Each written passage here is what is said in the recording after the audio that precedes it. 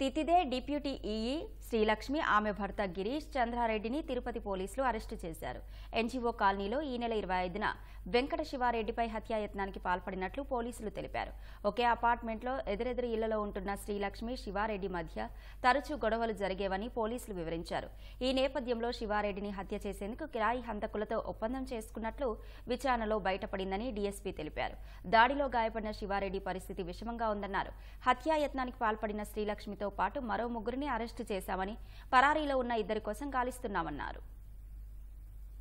ఇప్పుడు ఎవరైతే ఇంజూర్డ్ ఉన్నారో ఇంజూర్డ్ ఎదురింట్లో అంటే 502లో గిరీష్ చంద్రారెడ్డిది. ఈ గిరీష్ చంద్రారెడ్డి మీద కొన్ని కేసెస్ ఉన్నాయి. ప్లస్ అదేవిధంగా కొంతమంది చాలా మందికి అప్పులు ఇవ్వాలని చెప్పి అప్పుల వాళ్ళు వాళ్ళ ఇంటికి వచ్చి టచ్ చేస్తూ ఉంటే వీళ్ళు ఏదో ఇన్ఫర్మేషన్ ఇచ్చారని వీళ్ళతో గొడవ పడుతూ ఉండేవాడు. సో వీళ్ళు అనవసరంగా నా దాంట్లో కల్పించుకుంటున్నారని ఒక దాని మీద కక్ష పెంచుకొని వీళ్ళు ఇతన్ని వెంకట శివారెడ్డి గారిని ఎలిమినేట్ చేయాలనే ఉద్దేశంతో వాళ్ళు వేరే వాళ్ళకి కొంత సుపారీ మంది కొంత డబ్బు ఇచ్చి అటెంప్ట్ చేయించడం జరిగింది. ఈ దాడి రాజకీయాలకు సంబంధించింది కాదు, పొలిటికల్ ఈక్వేషన్స్ కి సంబంధించింది కాదు. కేవలం వాళ్ళకు ఉన్నటువంటి మధ్య ఉన్నటువంటి పర్సనల్ వెంజెన్స్ ద్వారా ఇది జరిగింది.